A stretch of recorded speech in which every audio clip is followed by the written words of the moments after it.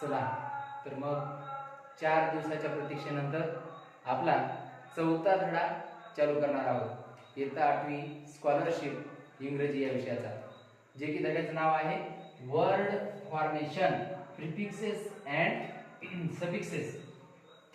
शब्द रचना, पूर्व प्रत्यय व अंत्य प्रत्यय। मी पाठीमागच्या तिसऱ्या धड्यामध्येच तुम्हाला सांगितलं होतं, एक असा शब्द आलेला होता की जो सफिक्स किंवा प्रिफिक्सशी रिलेटेड होता।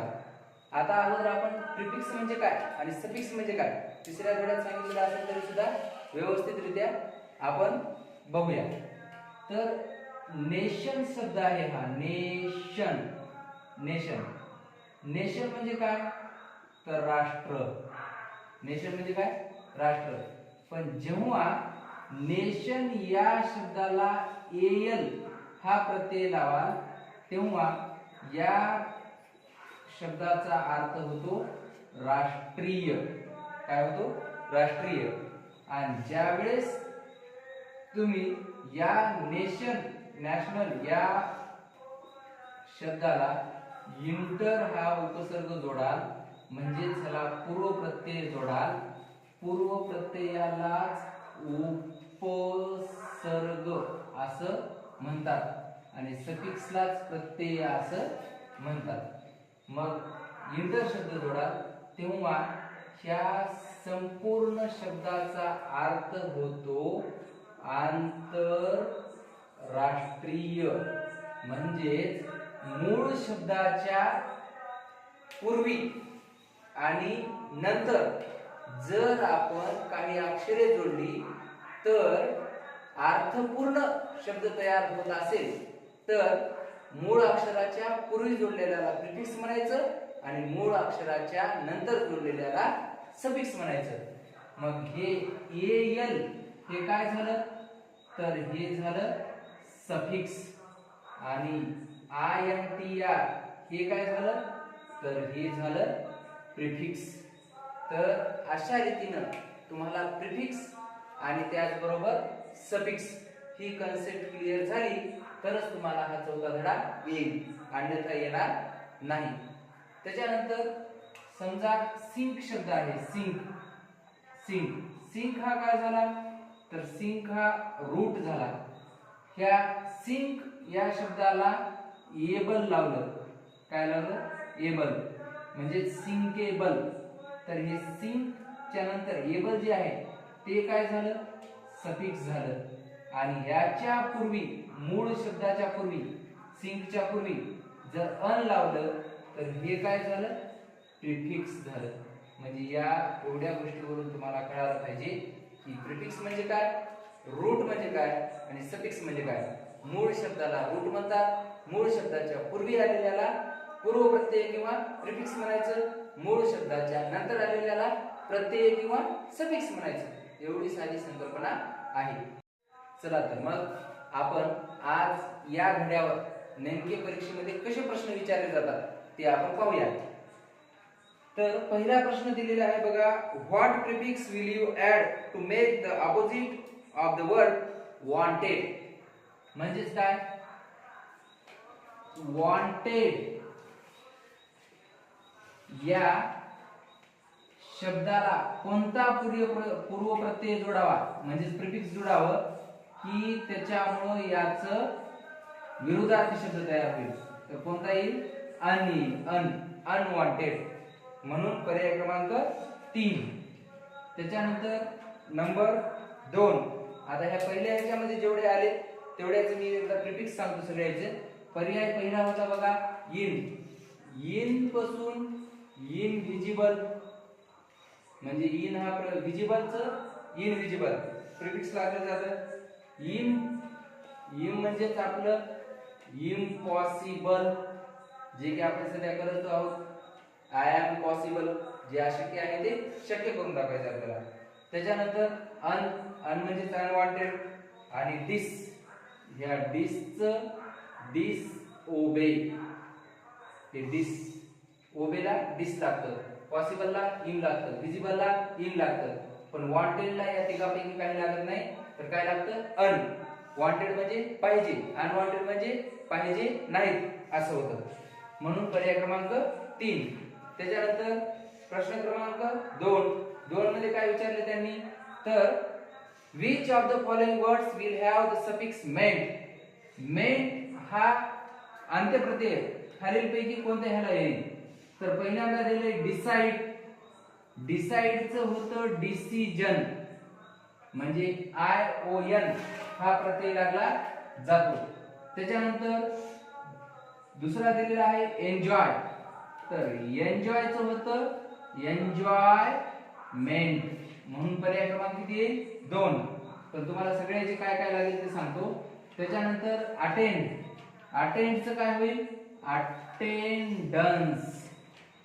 असं का सांगायचं, कारण जर परीक्षा इथं विचारलेलं आहे असं, पण जर तुम्हाला परीक्षेमध्ये विचारलं डिसिजन डिसाइडचं काय येईल म्हणलं तर ते तुम्हाला लक्षात राहण्यासाठी मी हे शिकवत आहे. त्याच्यानंतर करेक्ट. करेक्टचं होईल करेक्शन, म्हणजे ते प्रत्यय येतात करेक्शन. इथं टी, इथं शन, इथं अंस, इथं मेंट आणि इथं आयओएल अशा रीतीने. म्हणून पर्याय क्रमांक 2 एन्जॉयमेंट. 3 नंबरचा which of the following words will become an adjective by adding the suffix al. कोणत्या शब्दाच्या शेवटी al जोडल्यानंतर तो शब्द विशेषण होईल असं विचारलेलं आहे. तर याचा पहिलाच उत्तर येईल म्हणजे ऍडिशन. ऍडिशनला काय जोडावं लागेल, al, ऍडिशनल. कॉन्फिडन्शियल होणार नाही, निडल होणार नाही किंवा हँडल होणार नाही, तर ऍडिशनल होईल. त्याच्यानंतर नंबर 4 चा प्रश्न, 4 मध्ये which suffix will you add to the word kind to make it a noun.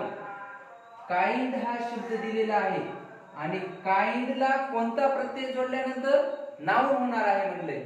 नेस, मेंट, शन, अंस, एन्स हे असे जे प्रत्यय असतात यापासून दिलेल्या शब्दाचे काय बनतात, नाउन बनतात. तर kind ला कोणता बनेल यापैकी, काइंडनेस. म्हणून नेस हा होईल प्रत्यय, जो पर्याय क्रमांक 3 आहे. त्यानंतर प्रश्न क्रमांक 5 मध्ये काय सांगितले, which prefix will you add to make the opposite of the word selfish. Selfish या शब्दाला कोणता पूर्वप्रत्यय जोडाल की ज्यामुळे तो विरुद्धार्थी शब्द बनेल. तर नॉन सेल्फिश होणार नाही, इनसेल्फिश होणार नाही, तर काय होईल, अनसेल्फिश. म्हणून पर्याय क्रमांक 3. यानंतर प्रश्न क्रमांक 6, which of the following words is with a prefix. कोणता खालीलपैकी 4 शब्द दिलेले आहेत त्या 4 शब्दापैकी कोणाच्या पूर्वी प्रिफिक्स आलेला आहे ते सांगा म्हटले. इंट्रोड्यूस हा रूट वर्ड आहे, इमिडिएट हा सुद्धा रूट वर्ड आहे, अंडर हा सुद्धा रूट वर्ड आहे. राहिलं कोण, अनेबल. तर अन हे प्रिफिक्स आणि एबल हा रूट वर्ड, म्हणून अन यामध्ये पर्याय क्रमांक 2. त्यानंतर प्रश्न क्रमांक 7, select the word without suffix. Suffix नसलेला शब्द सांगा. तर सफिक्स नसलेला शब्द कोणता आहे, तर हॅपी आहे, पर्याय क्रमांक 3. त्याच्यानंतर 8 नंबरला काय येईल, choose the word that does not end with suffix tion. ज्या शब्दाच्या शेवटी, आता इथं असे शब्द दिलेले आहेत कॉम्पिटिशन, रिलेशन, नेशन, प्रिपरेशन, पण सगळ्याच्या शेवटी शन शन शन आहे. पण असा कोणता शब्द आहे की ज्याच्या शेवटी शन नाही, म्हणजे शन हे रूट मध्येच आहे. तर असा कोणता शब्द आहे, आपण पहिल्या उदाहरणामध्ये सहकारात मी तुम्हाला सांगितलं होतं की नेशन हा शब्द आहे, जो की नेशन शब्द याचे रूट वर्ड आहे आणि त्याच्या पुढे इंटर आणि तिकडं सफिक्स म्हणून अल, म्हणजे इंटरनॅशनल असा बनतो.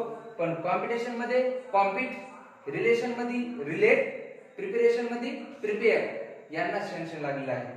त्याच्यानंतर 9 नंबरला काय सांगितलेलं आहे, डिफरंट.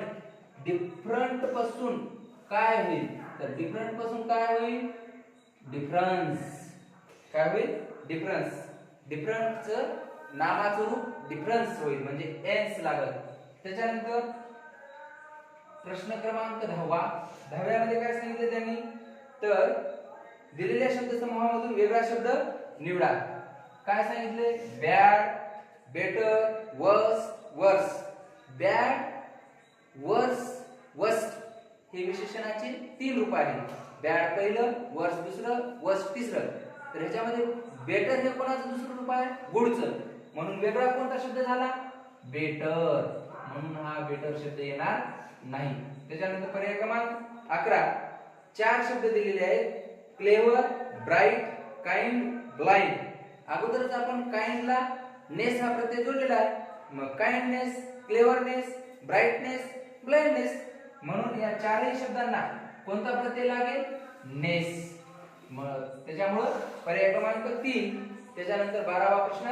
12व्या प्रश्नात काय सांगितलंय? which of the following words does not begin with the prefix this to make the opposite of the word? कोणत्या शब्दाची सुरुवात त्या शब्दाचा विरुद्धार्थी शब्द करण्याकरिता डिस या पूर्व प्रत्ययाने होत नाही? तर लाईकचं डिसलाईक होतं, ओबेडियंटचं डिसओबेडियंट होतं, ऑनेस्टचं डिसऑनेस्ट होतं, पण पॉप्युलरचं डिसपॉप्युलर होत नाही. म्हणून पॉप्युलर या शब्दाला काय लागणार नाही? डिस हा शब्द लागणार नाही. कोणता शब्द लागणार नाही? डिस हा शब्द लागणार नाही. असं होईल. त्याच्यानंतर पुढं 13 नंबरला काय विचारले त्यांनी? तर which of the following words does not end with suffix full? असा कोणते शब्द आहेत की ज्याच्या शेवटी फुल हा प्रत्यय लागणार नाही? काय सांगितले? स्किल स्किलफुल होतं, केअर केअरफुल होतं, यूज युजफुल होतं, पण वर्थ वर्थफुल होत नाही. तर म्हणून कोण येईल? WORTH worth. पर्याय क्रमांक 4. त्याच्यानंतर प्रश्न क्रमांक 14 मध्ये काय सांगितलंय की पुढीलपैकी कोणता असा शब्द आहे की त्याला पूर्व प्रत्ययच लागलेला नाही? which of the following words is without prefix? Without प्रिफिक्सचा कोणता आहे? तर विदाउट प्रिफिक्सचा कोण आहे? तर इनविजिबल मी सांगितलं होतं. इनविजिबल मध्ये इन आहे हे प्रिफिक्स. त्याच्यानंतर बघा इनफॉर्मल मध्ये फॉर्मल हा रूट आहे. इनह्युमन मध्ये ह्युमन हा रूट आहे. पण इंटरेस्ट हा शब्द असा आहे की त्याच्यामध्ये हा प्रत्यय पूर्व प्रत्यय नाही, तर हा मूळ शब्द आहे इंटरेस्ट. म्हणून पर्याय क्रमांक 2. त्याच्यानंतर 15 मध्ये सांगितलेलं आहे की which prefix can be added to the box the chart to make it a meaningful word? आणि शब्द दिलेला आहे it. मग इटच्या पुढे कोणता असा प्रिफिक्स लावावं की ते बरोबर येईल?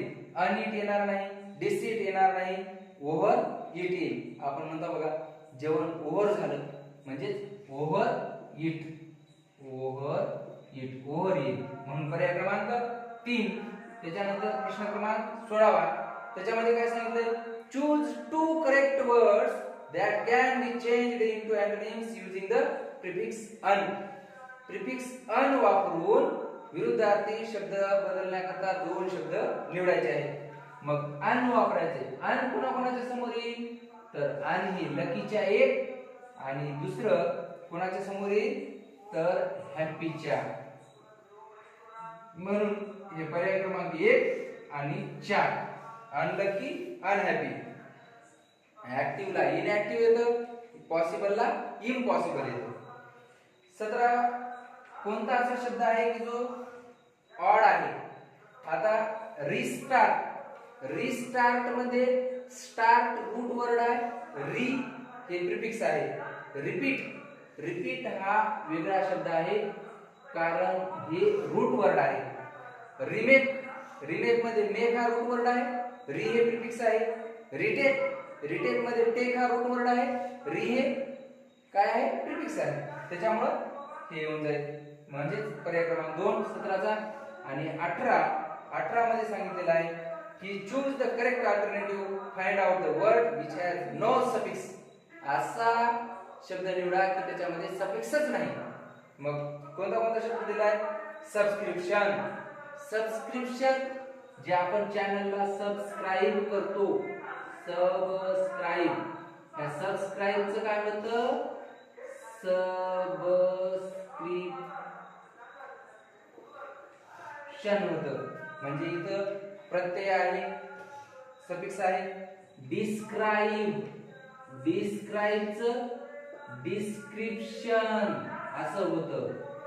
आणि शेवटचं प्रिस्क्रिप्शन प्रिस्क्राईब, प्रिस्क्राईबचं प्रिस्क्रिप्शन असं होतं.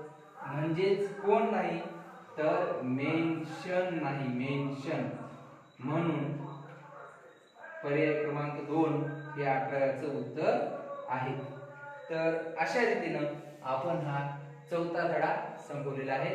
मी आशा करतो की हा चौथा धडा तुम्हाला नक्कीच समजला असेल आणि व्यवस्थितरित्या तुम्ही ध्यान देऊन बघा. समजत नसेल तर डबल व्हिडिओ बघा, नक्कीच समजेल, यामध्ये काहीही शंका नाही. धन्यवाद.